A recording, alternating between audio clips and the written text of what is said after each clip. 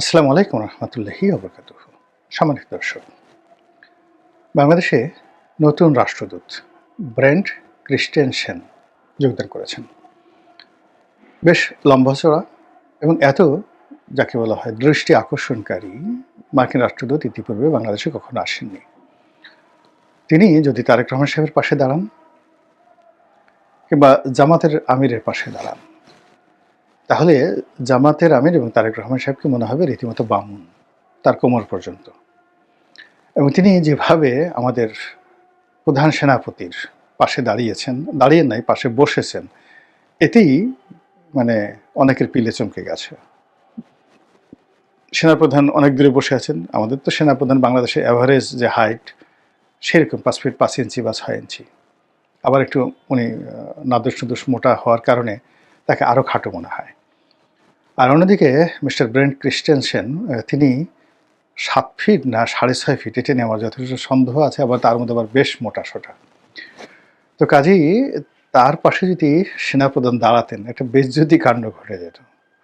লোকজনের কাছে আমাদের আর মুখ দেখানোর কোনো অবস্থায় থাকতো না। কিন্তু তিনি যেখানে গিয়ে ইতিমধ্যে দাঁড়িয়ে ছবি তুলেছেন। সেটা ইলেকশন কমিশন হোক বা অন্য যে জায়গাগুলো হোক, প্রত্যেকটা জায়গার ইজ্জত পাংচার হয়ে গেছে।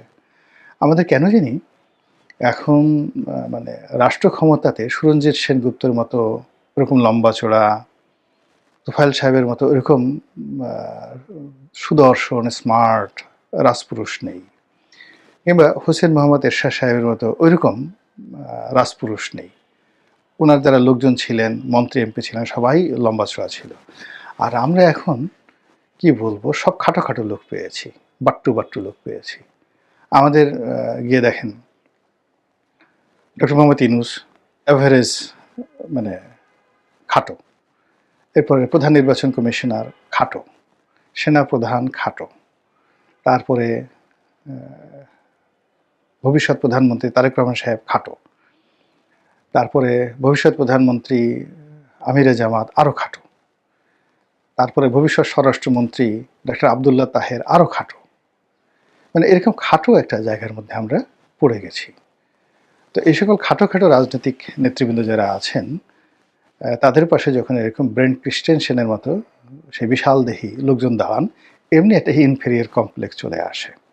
তো এই জন্য আমরা যারা বাঙালি, বিভিন্ন সময় যারা ঠাট্টা মশকরা টিটকারি করতে অভ্যস্ত, তারা এই যে রাজনীতির যে রসায়ন, সেই রসায়নে আমাদের নেতা, রাষ্ট্রের যে কর্তা ব্যক্তি, তাদেরকে নিয়ে, মিস্টার ক্রিস্টেনসেনকে নিয়ে নানা রকম কথাবার্তা বলার চেষ্টা করছেন। এই গেল এক। 2 নম্বর হলো যে মিস্টার ব্রেন্ট ক্রিস্টেনসেন তিনি সাধারণ কোনো ব্যক্তি নন। একে তো মার্কিন রাষ্ট্রদূত, তার উপর ডোনাল্ড ট্রাম্পের রাষ্ট্রদূত, তার উপর বাংলাদেশের সমস্যা, তার উপর আবার তাকে বিশেষভাবে ট্রেনিং দিয়ে, বুঝিয়ে শুনিয়ে বিশেষ একটা পরিস্থিতিতে বাংলাদেশে পাঠানো হয়েছে, যখন বার্মা অ্যাক্ট বাস্তবায়ন, রোহিঙ্গাদের সঙ্গে যুদ্ধ করা, তারপরে রোহিঙ্গাদেরকে পুনর্বাসন করা, রোহিঙ্গাদের মধ্যে যুদ্ধংদেহী যে গ্রুপ রয়েছে তাদেরকে দমন করা, এবং এই গ্রুপটিকে আবার মায়ানমারে নিয়ে মায়ানমার জান্তা সরকারের বিরুদ্ধে কাজ করা। যেভাবে মধ্যপ্রাচ্যে কুর্দিদেরকে ব্যবহার করানো হয়েছে, এই আমেরিকা করেছে। তাদেরকে অস্ত্র দিয়ে শস্ত্র দিয়ে প্রথমে আইএসের বিরুদ্ধে যুদ্ধ করিয়েছে, তারপরে সিরিয়ান আর্মির বিরুদ্ধে যুদ্ধ করিয়েছে, তাদেরকে তুরস্কের বিরুদ্ধে যুদ্ধ করিয়েছে, ইরানের বিরুদ্ধে তাদেরকে যুদ্ধ করিয়েছে, পুরো মধ্যপ্রাচ্যকে তছনছ করে দিয়েছে কিন্তু এই কুর্দি জনগোষ্ঠী দ্বারা। দিয়ে আবার তাদেরকে ডলা দিয়ে ভিক্ষুক বানিয়ে তারা চলে আসছে। এই আমেরিকা তাদেরকে লোভ দেখিয়েছিল যে গত 100 বছর ধরে কুর্দিরা যে দাবি নিয়ে লড়াই করছিল, সেই লড়াইয়ের প্রেক্ষিতে তারা স্বপ্ন দেখেছিল বা লড়াই করছিল যে মধ্যপ্রাচ্যের একটা বিরাট অংশ, তার সঙ্গে সিরিয়া, তারপর তুরস্কের একটি বিরাট অংশ, ইরাকের একটি বিরাট অংশ এবং ইরানের একটি বিরাট অংশ, এটা মিলিয়ে একটা স্বাধীন কুর্দিস্তান দখল করার বা তৈরি করার যে স্বপ্ন তাদের মধ্যে ছিল, এবং সেই স্বপ্নটি দ্বিতীয় বিশ্বযুদ্ধের পরে জেনারেল আইসেনহাওয়ার তাদেরকে কমিটমেন্ট দিয়েছিল, কিন্তু তারা সেটা করেনি। তো যাই হোক, সেই স্বপ্নটা বাস্তবায়ন করানোর জন্য এই সময়টাতে তারা লোভ দিয়ে তাদের দ্বারা যুদ্ধ করিয়ে স্বার্থ নিয়ে তারা চলে গেছে ফুটফুস এখন কুর্দিরা মার খাচ্ছে, সবার হাতে মার খাচ্ছে, সিরিয়ার হাতে মার খাচ্ছে, ইরাকের হাতে মার খাচ্ছে, ইরানে মার খাচ্ছে, ইরানে তো নামই নিতে পারছে না, আর তুরস্ক তারা মার খাচ্ছে। তো তদ্রূপ ওই কুর্দিদের মতো করে এখন রোহিঙ্গাদেরকে ব্যবহার করার জন্য মার্কিন যে মাস্টার প্ল্যান, সেই মাস্টার প্ল্যানের আপনি বুঝতে পারেন যে কি মাস্টার প্ল্যান। সেই মাস্টার প্ল্যান দিয়ে তারা বাংলাদেশকে ব্যস্ত রাখবে, মায়ানমারকে ব্যস্ত রাখবে, চীনকে ব্যস্ত রাখবে, এবং কালাধান প্রজেক্টের ওই এলাকাতে ভারতকে ব্যস্ত রাখবে। ভারতের সেই যে সংশ্লিষ্ট এলাকা, সেই এলাকার মধ্যে রীতিমতো কান্না শুরু হয়ে গেছে। বোঝার চেষ্টা করি টোটাল কাজটা যার হাত দিয়ে হবে তিনি এই ব্রেন্ট ক্রিস্টেনসেন। তো কাজেই তার যে উচ্চতা, এটা যেন তেন উচ্চতা না, এটা আপনাকে বুঝতে হবে। তো এখন সেই ভদ্রলোক বাংলাদেশে এসেছেন, আসার আগের থেকে আওয়াজ হচ্ছে, আর তিনি আসছেন, আর হায় মিস্টার ব্রেন্ট ক্রিস্টেনসেন, আর হায় তিনি আসছেন, হিজ কামিং। এবং যখন আপনি দেখবেন যে কারো আগমন নিয়ে প্রচুর যাকে বলা হয় প্রচারণা ঘটে, ধরে নেবেন তার হাত দিয়ে একটা সর্বনাশ ঘটবেই। বাংলাদেশে পিটার দিয়ে হাঁস আসার আগেও কিন্তু এরকম প্রচার চালানো হচ্ছিল যে বাংলাদেশের জন্য স্পেশালি ডিজাইন করে একজন রাষ্ট্রদূত আনা হচ্ছে। তো পিটার ডি হাঁস আসার সঙ্গে সঙ্গে কি নাম দেখেন তো, পিটার ডি হাঁস, সবাই বলে পাতি হাঁস। এবং সে যে কাজটা করে গেল বাংলাদেশে, বা এখনও যে কাজটি করছে, অকল্পনীয় না?